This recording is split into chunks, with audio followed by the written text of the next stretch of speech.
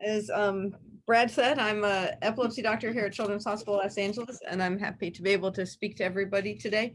We're going to talk primarily about vagus nerve stimulator therapy. And I appreciate everybody who put their videos on because I love talking to people and not black boxes. So thank you. For the rest of you who don't, please put your videos on because I'd rather talk to people than black boxes. I'm sad that we're not all together in person down at Disney. So we're going to cover a little bit of information about epilepsy as well, because I think to talk about VNS in a vacuum and not cover some of the basic epilepsy information is kind of a disservice. So bear with me as we review a little information about epilepsy. I got a lot of things beeping here in my office. I'm also in a bit of a construction zone here at the hospital. So hopefully we won't have too much noise. So we will see how things go. I do have a headset I can put on. All right, so I start every talk with this slide just to remind everybody. Obviously, everybody who's participating in this conference has probably some connection to epilepsy, so these numbers probably aren't new to you. But I just like to remind everybody about the impact of epilepsy on our world. So 1 in 26 Americans develop seizures or epilepsy. Wait, I just got to move my box here so I can see my slides. All right, and 1 in 10 people will suffer a seizure in their lifetime. There's 200,000 new cases of epilepsy diagnosed each year, and epilepsy is more common than multiple sclerosis, muscular dystrophy, cerebral palsy, and Parkinson's disease combined. So the reason I mention those diseases is we hear a lot more about those diseases out in kind of the world, and we don't hear very much about epilepsy. So that's one of the reasons that we put this event that we have started this event is to try to raise awareness about epilepsy so that people with epilepsy can get more awareness in the world. We can get more people talking about epilepsy and try to raise more funds to help cure epilepsy. So this is one of our missions here with events like the one we're doing today. So when we look at outcomes, we know that 65 to 70% of patients respond to their first or second medication. So in general, in my clinic, when I see people with epilepsy, I know about 50% I get seizure-free with that first medication, or mostly seizure-free. And then with the second medication, I get another 15 to 20% with their second medication. But that's about all we can do with medications. We know we're going to have about 30 to 35% where medications aren't going to work. And that's the population we're going to talk about more the rest of the lecture.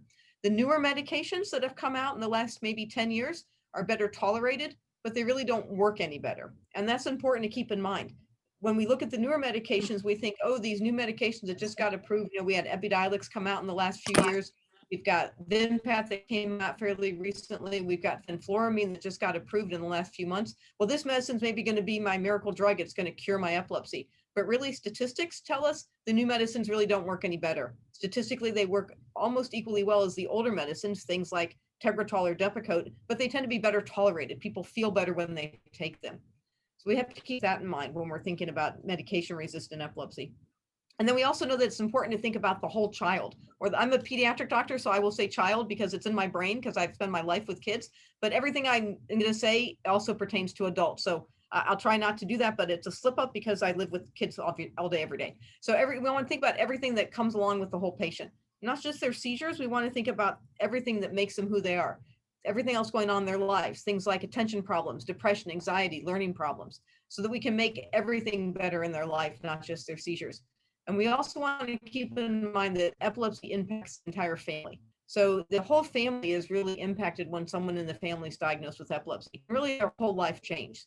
School changes, work changes, social life changes, even just going out and doing something fun. Now, right now, we're not all going out and doing a lot of things that are fun, but we will get back to normal life eventually. And epilepsy really impacts everything.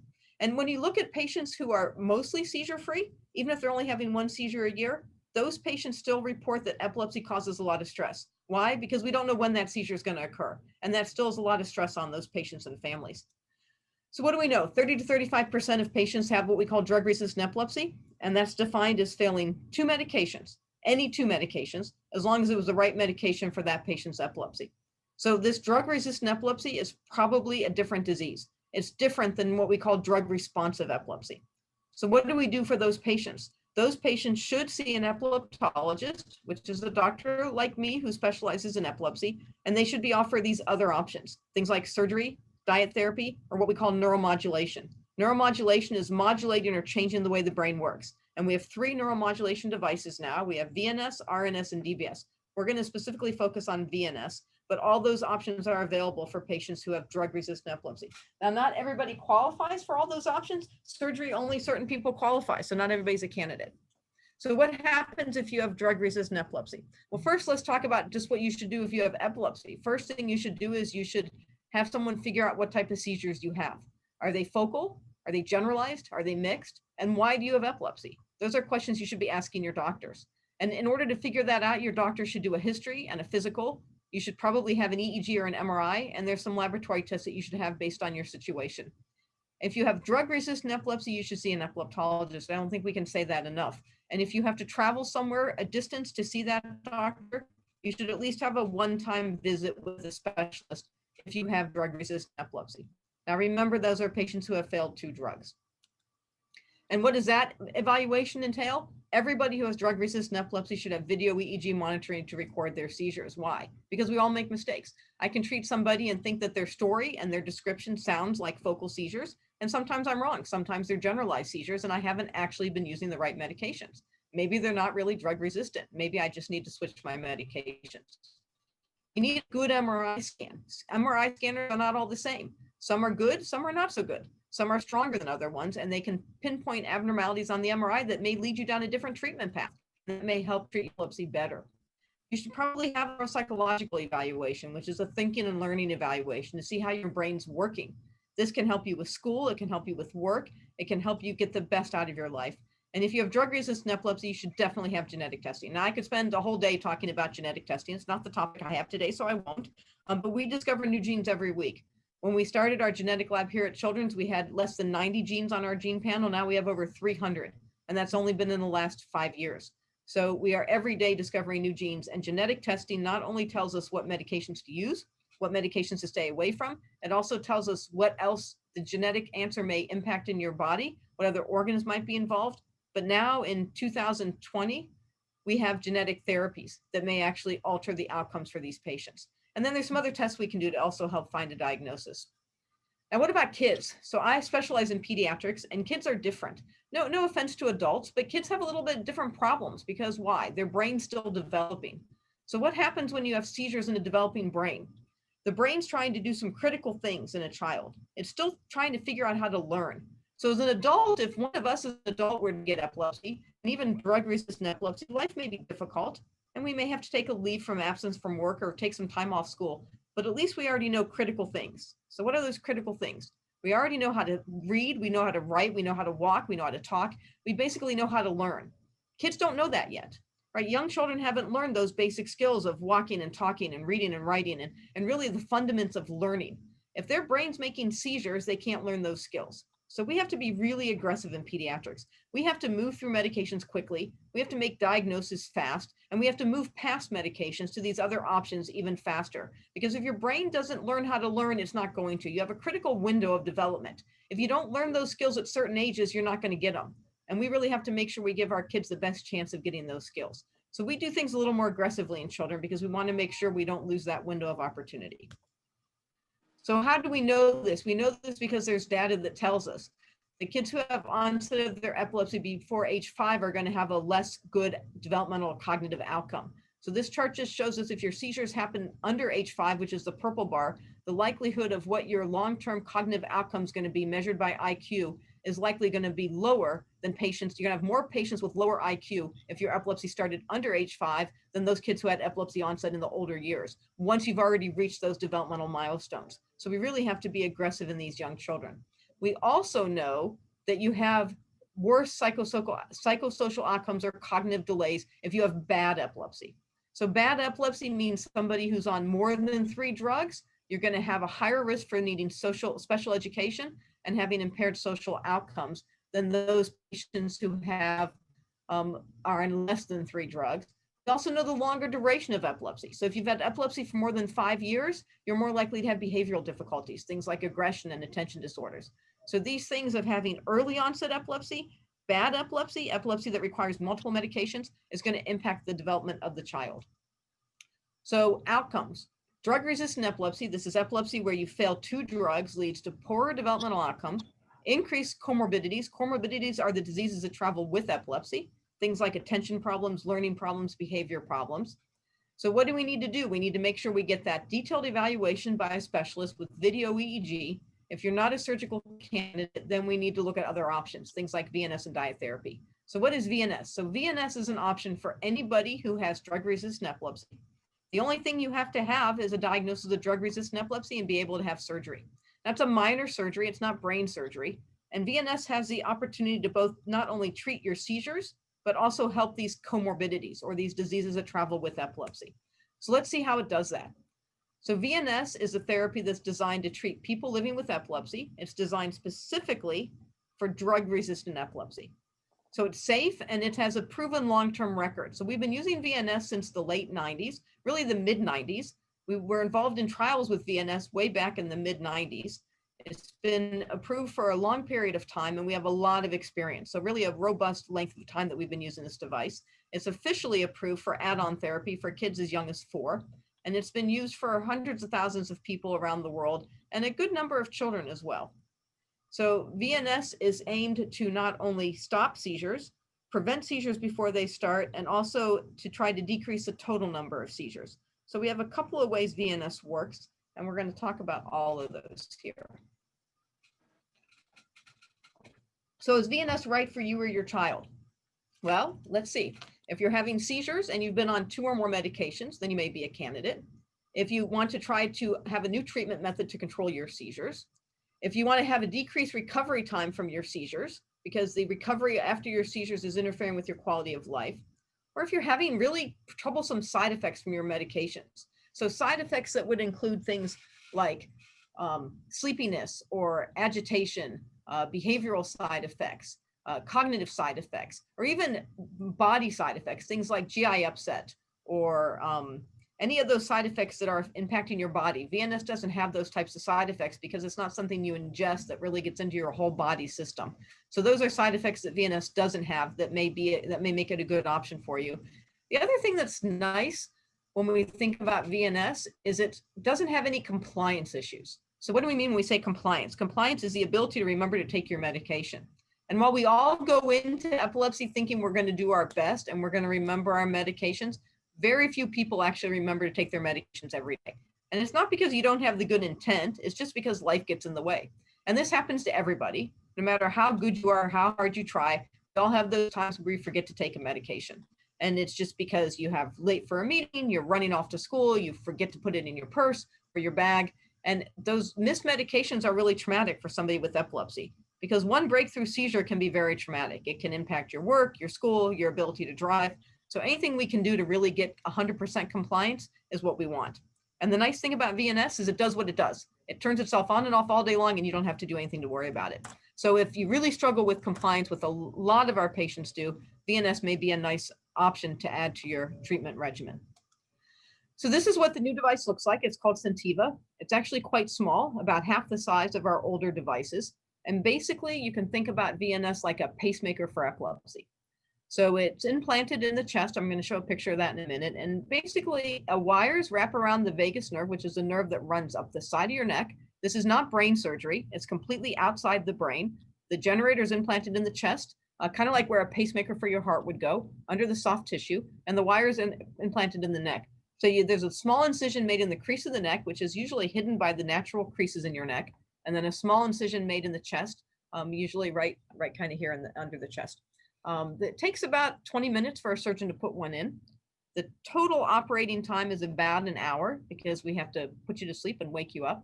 It's considered a minor outpatient procedure. Patients come in, they go home the same day. And basically the generator turns itself on and off all day long.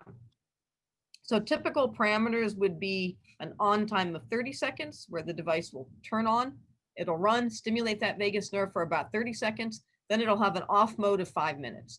And it'll have an on mode for 30 seconds, off for 5 minutes. And it'll do that 24/7. 30 seconds on, 5 minutes off. 30 seconds on, 5 minutes off. And then by doing that, it stimulates this nerve. And this nerve actually sends signals up to the brain. And by sending that signal to the brain, it changes the way the brain works and seizures get better. Now, how much better do they get? Well, it varies from patient to patient. But overall, when you look at all the patients together, overall seizure reduction is about 60 to 65%. Now, we can't promise you're going to have a 65% reduction in your seizures, but I can tell you most patients have some improvement in their seizures. Their seizures are shorter, the seizures are less severe, patients have a faster recovery after their seizures, and many patients are able to come down on medications or off medications. So most patients have improvements in their seizures. Some patients are seizure free, about 10%. It's not the majority of patients, but we do have seizure freedom in some patients. That's usually not the goal of VNS. It's usually to help decrease overall seizure counts and to improve quality of life. So this is what it looks like. So this is all inside your body. You don't see this from the outside. This is the diagram of the nerve in the neck. The wires wrap around there. The wire is kind of long, gives you plenty of room. And then the generator is implanted in the chest. So again, this is not brain surgery. Small incision in the neck to put the wires in and a small incision in the chest to put the generator in. Now I get asked a lot of times about how long the battery lasts. So when you get a generator, if you just buy the generator from the company and when it's getting ready to be put in, it actually has a 10-year battery life. So the reason I changed the slide to say 4 to 8 years, it's really closer to 4 to 6 years the way we use it, is because it has this nice feature, which I'm going to talk about in a minute, about sensing your heart rate.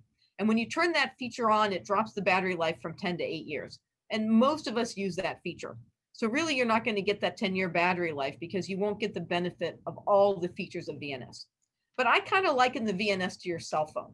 So when you think about your cell phone, when you buy your cell phone, you got the nice new features.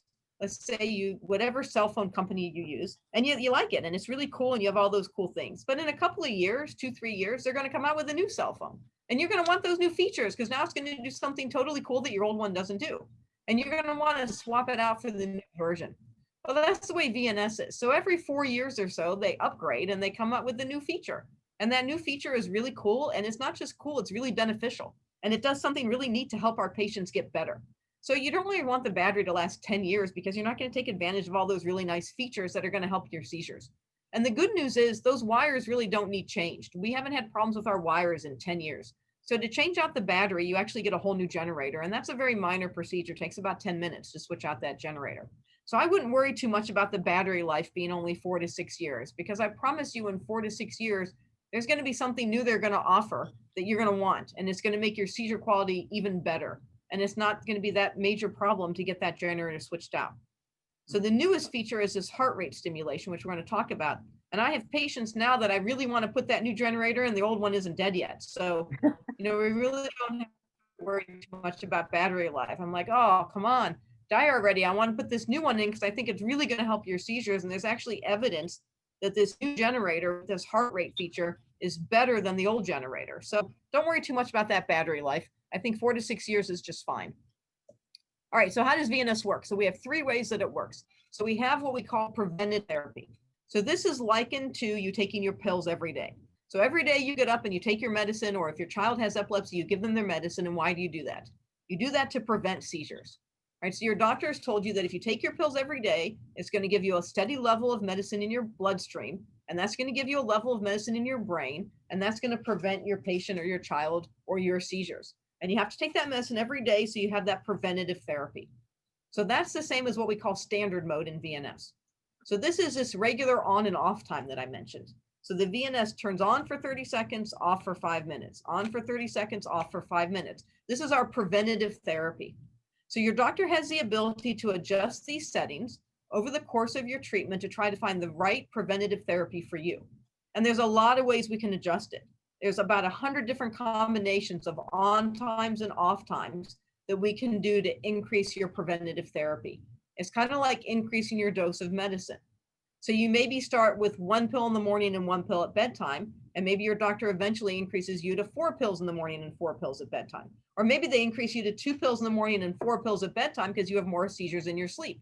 Same idea with VNS. We can adjust those on and off times to get the preventative therapy right for you. Now, the downside of VNS is it takes a little time. VNS doesn't work fast. You don't get a VNS put in and have seizure control in a week. It usually takes 6 months to a year.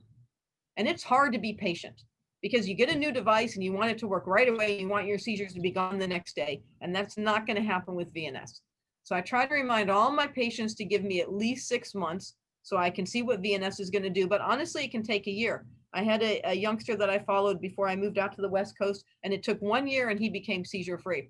And he's now about 12 years old and he's still seizure free. So you just have to be patient. It can take time. VNS is slow. That's the downside of VNS. It has a lot of really positive benefits, but you have to be a little patient. Anytime we're trying to change the way the brain works, we have to be patient and give it time for that change to take place. So don't get too discouraged if you get a VNS and you don't see results in 2 weeks. It's not going to work in 2 weeks.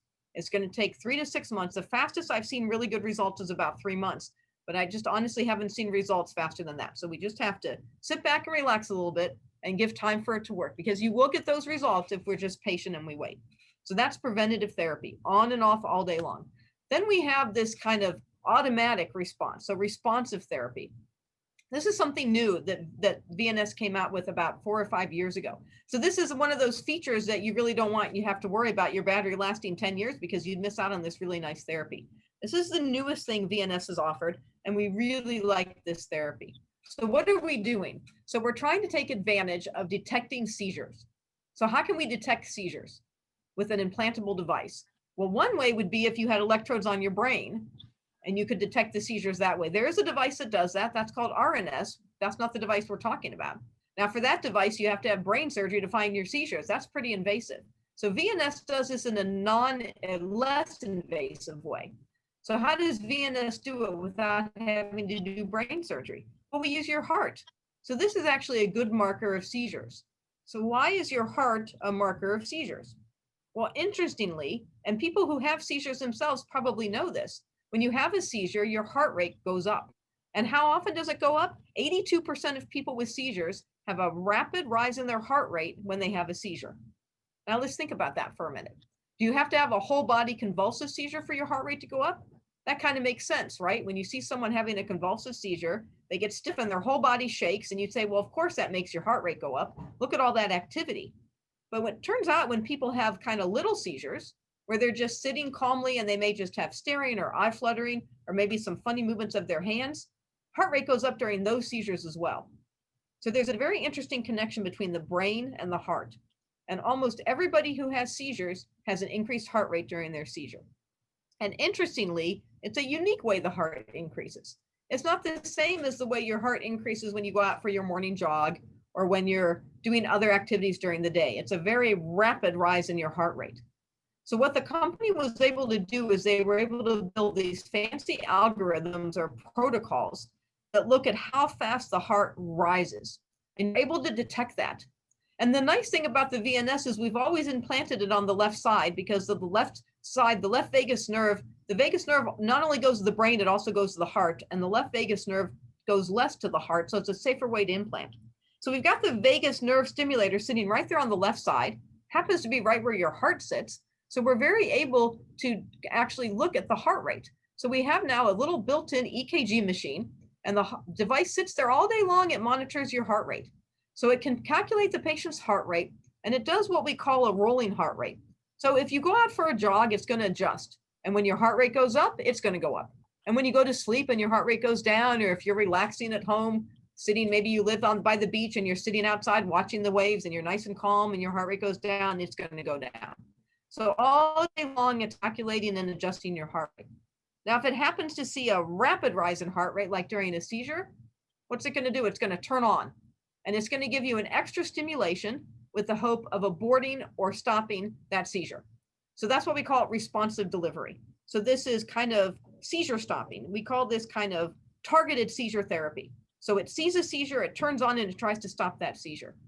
Now, interestingly, when we studied this in the epilepsy monitoring unit, we brought patients in when this was in the research phases, and we turned everything else off, and we only kept this, we call this auto stimulation. We only kept this auto stimulation feature on, and we found we had electrodes on the patient's head so we could actually see the seizure. We had a heart rate monitor on so we could see the heart rate, and then we can actually put electrodes over that wire in the neck so we can see when the VNS turns on, so we can monitor everything. And what we found was this device was so good at detecting seizures, it sometimes turned on before the patient even knew they had a seizure, and sometimes before the electrodes on the outside of the head even picked up the seizure. You'd see the heart rate go up, the device turn on, and then you see the patient have a seizure. So sometimes it stops the seizure before the patient even knows they have a seizure. So it almost is preventative, because the patient doesn't even realize they have their seizure yet, because it's just that fast. So definitely faster than you feeling you have a seizure and turning the device on yourself, which is another feature. So this preventative or kind of targeted seizure therapy can work so fast in some patients that they don't even know they've had their seizure. So that's pretty cool. Sometimes the seizure starts and then it turns on, the patient feels the beginning of the seizure. Or some of my kiddos in clinic, they'll be in clinic and I'll start to see their arms kind of rise and they eyes start to deviate and I know they're going to have a seizure, and then they just relax because the device turned on and stopped the seizure. So this is responsive or auto stimulation. This is a fairly new feature, been around for about 5 years. And then we have magnet mode. We've always had magnet mode. From the very beginning of VNS, it always came with the magnet mode. So what is magnet? Magnet, you see a picture there. It's a little magnet that you can either wear on your wrist or clip on your pants. And this is a way for the patient or the caregiver to have some control back over epilepsy without having to use a medication. This is a rescue mode. So this is, you see your child or you feel you're having a seizure, or as a caregiver, you see your family member or friend having a seizure. You can take that magnet, you swipe it over the device, and it's to potentially shorten, stop, or abort a seizure. Now, this is very similar to the responsive mode we just talked about. What's the difference? So magnet mode tends to be later into the seizure. So why? Because you have to wait till someone feels the seizure, or you have to wait even longer for someone else to see the seizure. So that's later than the heart rate. Heart rate picks it up very fast because heart rate is usually the first thing that happens. So the auto stimulation or responsive therapy is usually fast. Magnet mode is much slower. So it's a little bit later in the seizure. It doesn't tend to work quite as well, although it still can be very beneficial for many patients. So we still like magnet mode. We still want to use it. And we still want to have that feature available so people still have that feeling of control over their seizures. Now, a question I get asked a lot is what happens if auto stimulation is already on and the seizure hasn't stopped yet and the patients or family swipe the magnet, will it still work? Yes, magnet is king. Magnet will always work. You never have to worry that if you swipe, or we could say magnet is queen, it's in charge. So magnet is always in charge, and no matter what you do, if you swipe the magnet, it will always turn the VNS on for you. So if the auto stimulation already turned on and you don't know that, so if you're the caregiver and your child's having a seizure and you're not sure that auto stimulation turned on and you still see the seizure, you can always swipe your magnet and it will work for you. The auto stimulation will stop and the magnet will kick in and run. So you don't have to worry about that, it always works. Now, what else can we do with the magnet? It has more features for us. The magnet can also turn your device off. Now, why would you want to do that? Well, maybe you had seen your doctor and they turned your settings up, and your child or yourself, you're having some side effects. Maybe you're coughing or you don't like the way it feels, or maybe you left your doctor's office and you went out and now you're sick and you have a cough and you don't know if your cough is from your VNS, which is an occasional side effect, or if you're sick. Well, it's very easy. You take that magnet, you tape it directly to your body where your VNS is implanted. You leave it taped there to your body and it will deactivate your VNS temporarily. And then you can see if your side effect is from your VNS or if you just happen to have a cough or allergies or something else going on. If your cough continues, then it's not from your VNS. You untape your magnet, your device will turn right back on to what settings your doctor left you as. So this gives you some ability to do something and temporarily turn your VNS off. So if you happen to live a distance from your doctor or you can't get back right away, maybe it's a weekend, you have the ability to turn it off temporarily. Or let's say that your VNS causes a little bit of voice change. Sometimes the VNS makes your voice a little vibratory, is the word I use. Now, some of my kids think that's totally cool, and they'll swipe their magnet and hum. Sometimes when they're in a boring class at school, of course, advise against that, but kids will be kids. If you're a singer, I have some patients who are professional singers, and they feel like the VNS affects their singing quality of their voice. So you can take that magnet over your device if you want to give a lecture, or if you're singing professionally and you just don't want to take any chances of that VNS affecting the quality of your voice. We live here in LA where we have a lot of people who are in the professional entertainment business. So this gives them the ability of temporarily turning off the VNS so that there's no chance it's going to turn on while you're performing or speaking. And then you take the magnet off and it goes right back into your on and off mode. So this is a really nice feature that you have the ability to use the magnet to both turn the device on. Now that's important. When you turn it on, you want to use a swipe. You don't want to hold it. If you hold it, it'll deactivate it because that's the same as taping it over top. You really want to swipe. I usually like it to swiping your credit card through the credit card reader. Although now we're not swiping anymore. We're just touching because we're all doing, contactless everything. But when you think back to how you used to swipe, you want it to be a fast swipe. Up, down, side to side. It's a very strong device. It catches that magnet very quickly. You don't want to hold it. If you hold it more than 2 seconds, you risk turning the device off. Don't want to do that. So swipe to turn it on, hold it or tape it over the body to turn it off. So those are the 3 ways VNS works. This is just another picture of the magnet with everything I just said. All right, so what are the benefits of VNS? So seizures are usually shorter for all those reasons we said and less intense. Interestingly, we see improvements of some of those other diseases that travel with seizures that we were talking about earlier.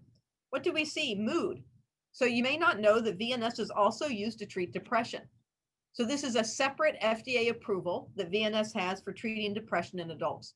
So they found way back in the 90s when VNS was first being studied, they noticed that patients who had VNS actually were happier and seemed to be less depressed. So they decided to study it in depression, and it turns out it actually is effective in treating depression. So we have a lot of seizure drugs that also treat depression. So sometimes we can get benefits using seizure medications when we have patients who have clinically apparent depression, but VNS does that as well. So that's kind of a nice feature that we often get improved mood. It also seems to improve memory and attention. So these are some other problems that a lot of our patients with epilepsy struggle with, memory and attention. And so it's nice to have those things get better instead of worse, which actually happens with a lot of our seizure medications. We also have very few side effects. So when you think about VNS, it only turns on for 30 seconds and then it's off for 5 minutes. The side effects only occur during that 30-second on time, and they get less over time. I'm going to show you a picture of that in a minute. We also have seen from the very beginnings of VNS that this recovery time after seizures, what we call the postdictal time, is much shorter in patients who have a VNS. So we have patients where they sometimes would have to go to bed for 4 or 5 hours after a seizure, and now they're only sleepy for 20 minutes. So this has been very consistent with VNS over the years. We also have seen a decrease of SUDEP. So SUDEP, for folks who don't know, is sudden unexpected death in epilepsy. Anything that decreases seizures decreases SUDEP. So we have seen a significant decrease in the SUDEP risk in patients who have gotten VNS. And then not everyone may care, but it actually decreases healthcare costs. So there's a very eloquent study done looking at healthcare costs, looking at thousands of patients. And when you look at the baseline cost of healthcare for people with epilepsy, especially what we call drug-resistant epilepsy, it's actually quite high. If those people get VNSs, their cost to their healthcare company actually goes down. It's about a year and a half because these get VNS in place, actually costs go up, but then costs go down. Now, why do costs go down? Patients are taking less medications, that goes down, less lab draws, less doctor visits, less hospitalizations, less, when they're in the hospital, they're in for less days, and actually less, I'm sorry, I got a pop-up message on my screen that distracted me for a second. Less injuries. So a lot of adults with epilepsy suffer injuries related to their seizures, things like broken bones, falls, burns. So those all go down because patients are having less seizures. So a significant decrease in cost to the healthcare company. All right, these are our quality of life improvements. So these are the things that travel along with epilepsy that seem to get better. So the biggest is that postdictal time. So improvements in postdictal time and improvements in alertness, especially seen in the pediatric population, our kiddos. Much more alert, much more interactive. They do better in school. I see this in most every patient. These things actually happen. So what you're thinking is, well, of course, patients are more alert because you've made their seizures better and you took them off those medications that made them sleepy. That's what everyone thinks. These things we actually see before the seizures get better. So these are the positive side effects that we see VNS is put in before the seizures get better. Remember, I told you it takes 6 months for seizures to get better. These quality of life improvements usually occur first. So these increased alertness, decreased postdictal or decreased recovery time, improvements in mood, achievements, memory, these things happen first. So this seems to be something different VNS is doing in addition to decreasing seizures. Because remember, VNS changes the whole brain. It doesn't just go to one area in the brain, it impacts the whole brain. So we see these improvements before seizures get better. So this is something different VNS is doing. And here's our side effect chart. So purple is 1 year, green is 2 years, blue is 3 years. So you see the longer your VNS is in, the less side effects you're going to have. Most common by far is this what they're calling hoarseness. This is that kind of vibratory quality that you get when the VNS turns on. So why do you get this? There's a branch of the vagus nerve that goes to your vocal cords. That's what causes you to be able to talk. It's downstream of the VNS. Most of the VNS signal goes up to the brain. There's an electrode that actually prevents it from going down, but a little bit trickles through and gets downstream, and it goes to this branch that goes to the vocal cords. Most people aren't bothered by this. A few people have more problems than others. Again, it's mostly people who professionally sing or people who do a lot of speaking. Most get used to it and hardly notice it. And this gets better with time. Now, we've gotten really good at adjusting the settings on the VNS to get rid of most of these side effects. So I would say that the number of people who report these side effects, if you adjust the VNS with the right settings, we virtually see none of these side effects. So hoarseness and cough, paresthesia is a feeling of numbness. I rarely see that. And then shortness of breath, this is mostly seen in adults. We don't see this too much in kids. And this, I think you can also get rid of if you adjust the settings. So we've gotten really good at adjusting settings to really eliminate most of these settings, these side effects. And as you can see, they get better over time. All right. So what are some new things we have to talk about? So MRI, they've made some changes in the VNS, so you can now get an MRI pretty much anywhere you want to go. Used to be we had to use special equipment and you had to have your MRI done in an academic center. Now loosen the restrictions and you can get an MRI at least of your brain and of most of your extremities without having special equipment. Now there are no restrictions on the spine.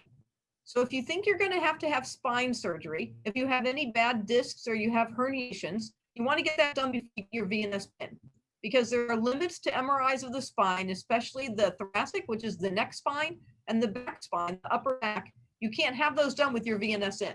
So if you know you've got a bad back and you've got a disc that you've always thought you might want to get taken care of, you're going to want to get that done before you get your VNS in, because there are restrictions on imaging of the spine with the VNS in. So that's something to keep in mind. CT scans, regular x-rays, ultrasounds, not a problem, just the MRI. You also need to have your VNS turned off before you get an MRI. Even if it's an MRI of your knee or your ankle or your wrist or your brain, the VNS still has to be turned off. So you're going to want to coordinate with your neurologist to get your VNS turned off. It's okay if it's a couple days ahead of time, get your MRI and then go back and get your VNS turned back on. So the effects of VNS don't wear off overnight. It's like it takes time for it to work, it takes time to wear off. So you're okay going to your doctor, your VNS turned off, getting your going back all day, not a problem. Then we've got some new features with that new device I showed you, that little tiny one. It gives your doctor a lot of ability to really do some fancy things.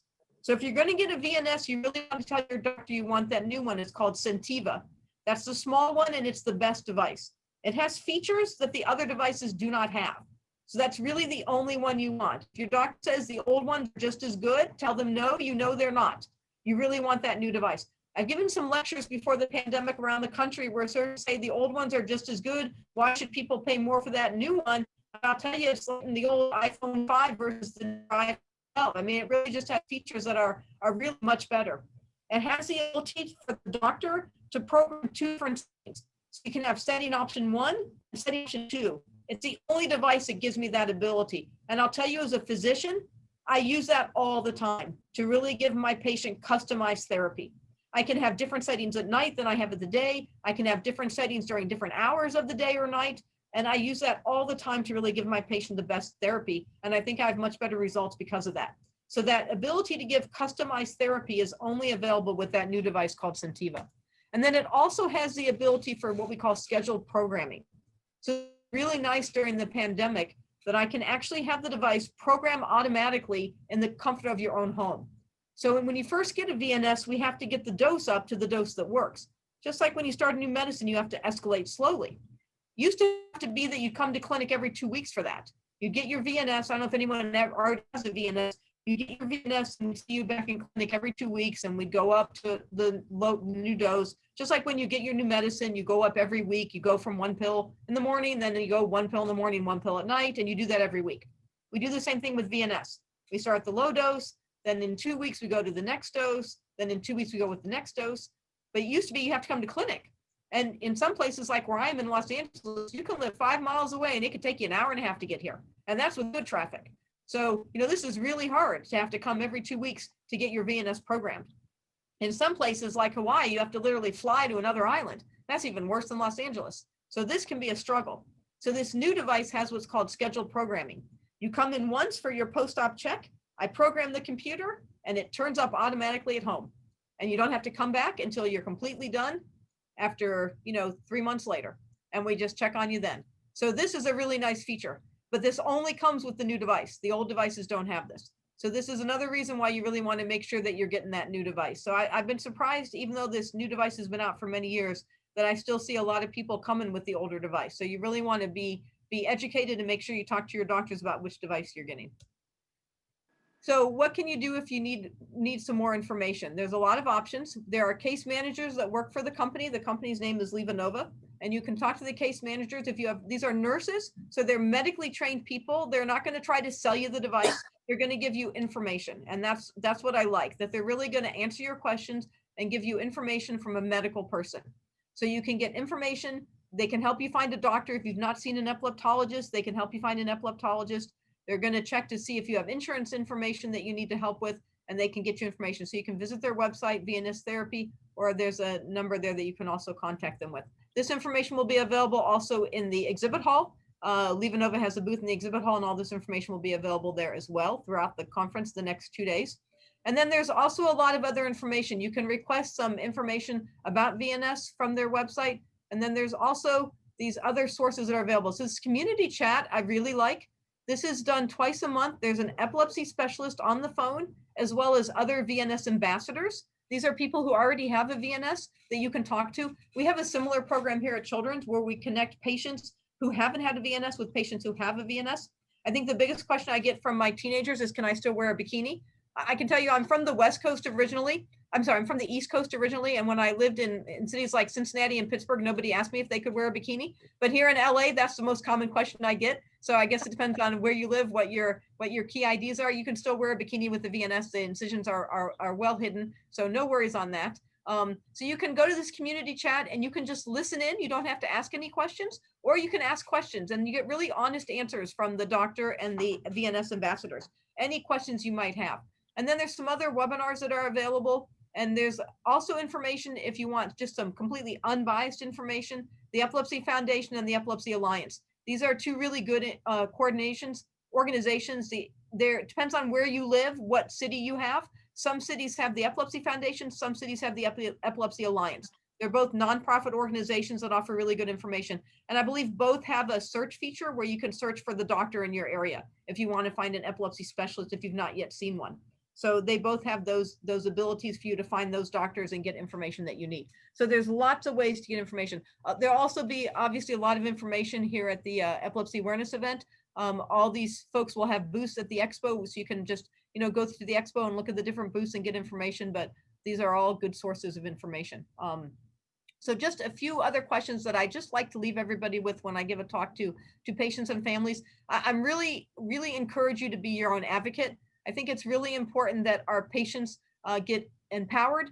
I think there are some, maybe not as much now as when I first started. I've been doing this for about 20 years, but I really want patients to be their own advocates. And I really want you guys to feel empowered to keep asking, keep us on our toes as doctors.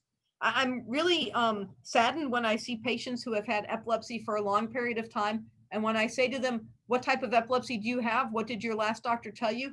They can't give me an answer. They don't feel like they have that knowledge of, I have focal seizures or generalized, or I say, what syndrome do you have? And they don't know that information, or, did you have genetic testing or this type of MRI? And I feel like the previous doctors maybe haven't given them the information that I think they need. I feel like when you get diagnosed with cancer, you're always given exactly what type you have, what stage, what grade, what the options are. And I feel like we don't do as good a job in epilepsy, and we need to do a better job. Everybody with epilepsy should know.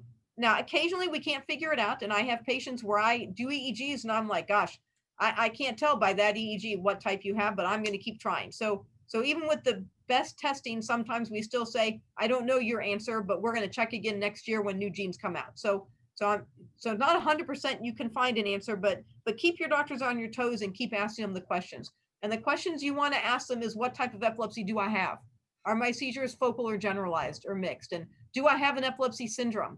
And am I on the right medication for that type of epilepsy? And what causes my seizures? And make sure you have had a 3T MRI and you've had genetic testing. And as I say, remember that sometimes we don't have the answer, but keep reminding us to look. If your genetic testing was done more than 2 years ago, it should be done again. Because as I say, we find new genes every year. And just recently we redid genetic testing. We found a gene, a patient that we have is one of only 7 in the world with that gene. So you really want to try to keep us on our toes. If you have drug-resistant epilepsy, if you've been on more than 2 treatments and you're still having seizures and you have not seen an epileptologist, please ask your primary care doctor. If you're a neurologist, ask somebody for a referral and see an epileptologist at least once. If you haven't had your seizures recorded with video EEG, get your seizures recorded with video EEG. Make sure that you get that done. And I say, keep asking, because every couple of years we find new answers, and maybe we'll find that answer that will help you. This ability to find genetic diseases is really more important now because we now have gene therapy coming online this year. So, it's even more important that we find those answers. So don't feel bad asking us. Don't ever feel like your doctor is going to be insulted if you say, what's my diagnosis and why haven't you found, and is there more you can do? We don't feel bad. We don't ever feel bad. And don't feel bad asking a neurologist to see an epileptologist. They won't feel bad. It's your right as a patient to get the best care. And you really should feel okay asking that, because I promise you, and if the doctor feels bad, then it's maybe time for a new doctor, because we should never feel bad. I'm always happy for my patients to get second opinions. More brains are better than one brain. So we all can use the help, and nobody knows everything. So you really should feel empowered to ask those questions until you feel like you're getting the right answers, because it's your life and you need to live the best life. So at the end, we can say epilepsy is common. Good news is about 70% of patients do well, but then we've got this group we struggle with, this 30 to 35% with this really kind of difficult drug-resistant epilepsy. And, we have new options. We have better surgical techniques, which there'll be a lot of talks about surgery and all the fancy things we can do with surgery. We have a lot of diet therapy options now, and we have these new neuromodulation devices, of which VNS is only one. VNS is probably the easiest to use and the most used, and an option really for everybody. The other devices have a little bit more limitations. So I think the nice thing about VNS is really everybody's a candidate if you have drug-resistant epilepsy. So really keep these options in mind and talk to your doctors and see what you can do to be your own advocate, and keep asking until you get the answers. I think that's really important. And I have a big team here at Children's that I work with. So obviously none of us do this alone.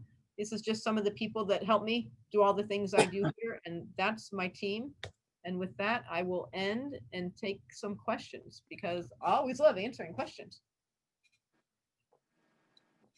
If anybody has any. I don't know how we're doing questions. I guess just ask. I have some questions. So we just recently did a 5-day EEG for my 10-year-old son. We were exploring if he can have brain surgery. They found that because his seizures come from both sides of the brain, they said he wasn't a surgery candidate, but they are recommending the VNS. One of my questions is, they put my son on a new medicine, the ethosuximide, but he's vomiting daily. He's complaining of sore throat.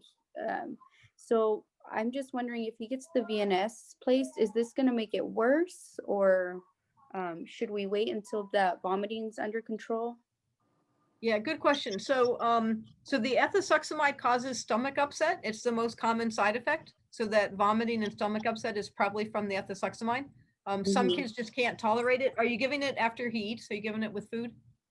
So he's a very picky eater. I'm trying to at least give it with something small, or at least water.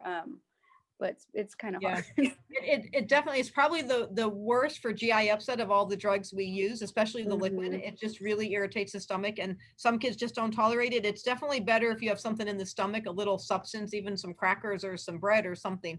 So yeah, that, and there's some kids that we just don't tolerate it because it really just irritates the stomach. So so the hope would be if they put him on ethosuximide, then probably his EEG is going to be, just based on what I know they use, what seizure type ethosuximide is used for, that tends to be the best seizure type for VNS. So I think he probably would be a good responder for VNS, and hopefully he may be able to come off that medication or get off other medications. So I think he'd probably be a good candidate for VNS, just based on the fact that they chose ethosuximide as a medication. The patients with seizures that ethosuximide treats tend to do very well with VNS. They tend to be the best responders. So I think VNS would be a good option, but the vomiting is likely from the ethosuximide. It's just a tough one. It's one of the toughest on the stomachs. Yeah. So then it would be okay to go through with getting it placed, even though he's vomiting daily. Yeah, I mean, I would talk to the doctor about the ethosuximide. Maybe there's something else they can try while you're waiting. Other than giving it with food, that's about the only fix for the GI upset from the ethosuximide. There's no other magic trick. That's a tough one. It's a tough drug on the stomach. Okay, thank you so much. Yeah. And Dr. Holder, the way we're doing questions too, if anyone has a question that comes up while somebody's asking, feel free to utilize the chat. Yeah, and then I didn't even open my chat. I can do the chat for you. Okay, thank you. Yeah, if any questions come up, you always can utilize the chat as well. Perfect, thank you. I didn't even have the chat open. I should have, but I didn't.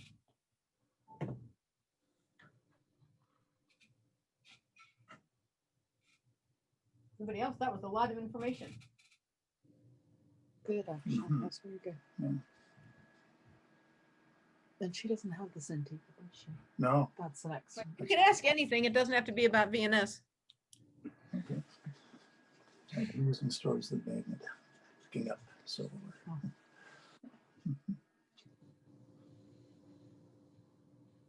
Okay, a question just came Oh, in from the Yeah, chat. good question. Oh, you saw it too. Okay. Yeah, no, go ahead. You can read it. I don't want to overstep. Oh, no problem. I just was trying to make it easy for you. So a question came in that says, Yeah, my so- son had his VNS placed in February. His seizures are the same, maybe even more frequent. Is there still a chance it will work? Yeah, let me get the Sentiva. Do you know? I'll just assume that he did. So I would say yes, there's always a chance. So I would say that the VNS works as good as the people who are programming it. Yeah, so there's two responsive VNSs. There's the Aspire and the Sentiva. Most places are implanting the Sentiva, which has all these options, like this what I call day-night programming, which is this ability to use two different setting options. But a lot of doctors don't know how to use these newer options. So there's a lot of programming options that can be done with VNS. So yeah, it's just a matter of seeing what options have been tried and if there's other options that can be tried. So there's always options. There's about 100 different ways to program the VNS. It's just a matter of whether the folks that are using it have had a lot of experience with programming. I do a lot of lectures trying to teach people how to do these kind of advanced programming. And not every center has had the same experience with programming, which is the downside of VNS, that if you haven't, they're moving to rapid cycling. Rapid cycling is a good option if it hasn't been tried. So that's a good thing to try. The cool thing about this Sentiva is it has these two options. So sometimes you can have, option one set at certain things to try to get more preventative therapy, and then option two can be set at other options, especially if based on what the seizures are like. So there's a lot of different ways that it can be used. Yeah, with people that are a little bit more creative and think a little outside the box on how to use it, which not a lot of people, unfortunately, the company hasn't done the best job in kind of teaching people how to use their devices. So we're trying to.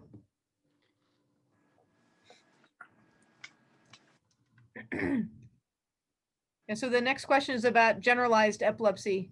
So I would say, since you asked the question, that epilepsy responds best to VNS. It's interesting that the official indication was for focal epilepsy. So as we all know, seizures come in two varieties. There's focal seizures, which are the ones that start in one area of the brain and spread. And then there's generalized epilepsy, where it looks like the whole brain fires.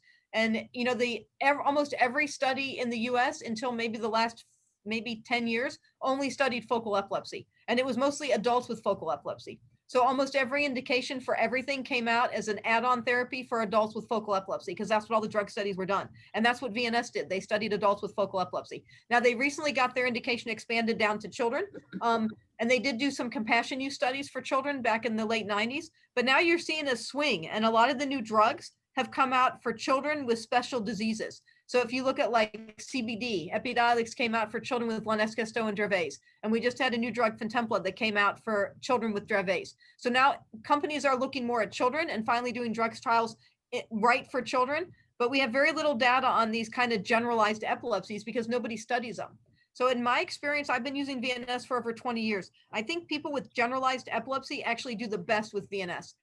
And I have some data that I've analyzed with about 600 patients in it with VNS. And the data for generalized epilepsy is actually better than focal. I think they would have had better data if they had studied generalized epilepsy, but they didn't. So I can say that because you asked the question. It's off label, but since you asked the question, I'll say it. Generalized epilepsy, I think, does better. So I definitely would recommend it for generalized epilepsy. And I think that it's a little hard sometimes to get covered because it's not the official FDA indication, but we do pretty good getting it paid for with the generalized epilepsy. Sometimes you have to be a little creative in how you submit the application. Only 2 VNS has ever been denied were 2 patients with generalized epilepsy. So you have to be smarter than the insurance company with these. But it can be very effective. I think more effective than focal epilepsy. So I definitely would think about VNS if you have generalized epilepsy. I think it works better than focal. So absolutely. Absolutely.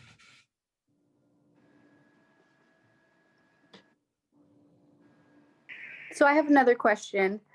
How sensitive is the area? Like, since my son's 10 years old, he likes to throw footballs and stuff. Yeah. What if if that area was to be hit, like with a football or something. Yeah, Would not it a affect- problem. Okay. It won't be a problem. Yeah, we have kids who do. I have a kid who plays hockey with his in. So, I mean, obviously, they have Okay. some pads on, but yeah, we have kids who do everything. Okay. Yeah, we like our kiddos with epilepsy to lead normal lives. So, yeah, Yeah. not the only thing my surgeon doesn't like is wrestling, like high school wrestling. Theoretically, you could pull those wires, but regular just kid activities, completely fine. Okay. Okay. Yeah, it's pretty safe. Yeah, so VNS for Dravet syndrome, that's a good question. So actually, there's good results for Dravet syndrome, and that's actually been studied. So there's data on VNS for Dravet syndrome, and there are good results for Dravet syndrome. Now, I would say just specifically for Dravet syndrome, the new drug Fintempla is actually really effective. Depends on what seizure type you have. So I don't know if you've already tried the Fintempla, which just came out. Fintempla seems to work really well for the convulsive, the whole body, generalized tonic seizures. But VNS can be very active if you've already tried all the kind of meds that have already come out. So Epidiolex recently got approved for Dravet, and now the Fintempla got approved. But if you've already tried those, the VNS works best for the kind of little seizures, the drop seizures, atypical absence or staring seizures, although it also works for the convulsive seizures. So there is good data for VNS and Dravet syndrome, for sure. And there's actually published information on that. So we've been using it for that. Even before all these new drugs came out, we were using it for Dravet. Good question. Good questions, guys. I like good questions. Keeping me on my toes early in the morning out here, California time. Way to start off the conference. So another question Excellent. just came in. When you get the VNS put in, do they start reducing your meds right away? Yeah, so no, because as I said, it takes time to work. So 6 months. The fastest I've had someone respond was 3 months. I had a little tiny kiddo who it took 3 months and she had a really nice response. So we started decreasing meds then. I usually tell my families to give me 6 months. 6 months before we make any decisions. So you have to be patient. Remember, VNS takes time to work. So don't start jumping the gun. So I usually say 6 months before I start doing anything. And then most severe side effects. I had one kid who had hiccups, kind of had status hiccups. I had to adjust the settings a little bit and we got rid of them. That was the worst side effect I saw. Everybody's different, right? We got rid of them, but that was the worst. And that's only one. I mean, I've had over 600 VNS patients, so one kid with hiccups isn't so bad. But yeah, we have very mild side effects. We've gotten really good with pediatrics. I mean, it depends on what world you live in. In the world of pediatrics, I prefer no side effects. So I start with the really good settings in the very beginning, and we virtually have no side effects. In the adult world, they prefer to start with kind of the more aggressive settings. And then when they see side effects, then they adjust them to make them better. And I think they just like to make people feel better. I prefer no side effects. So it's just 50-50. It depends on what you like to do. But there are ways to adjust the settings to really have virtually no side effects. And I can't think of the last time I had patients who had side effects. It occasionally happens and we have to tweak the settings a little bit more. But the settings we use in most pediatric centers, we really have very few side effects. We've been using this device for a very long time now, and we've gotten pretty good at tweaking the settings to get really very few side effects. Cough, when we go up on the dose, we occasionally get a cough for 24 hours or a little change in the quality of the voice, but usually that goes away.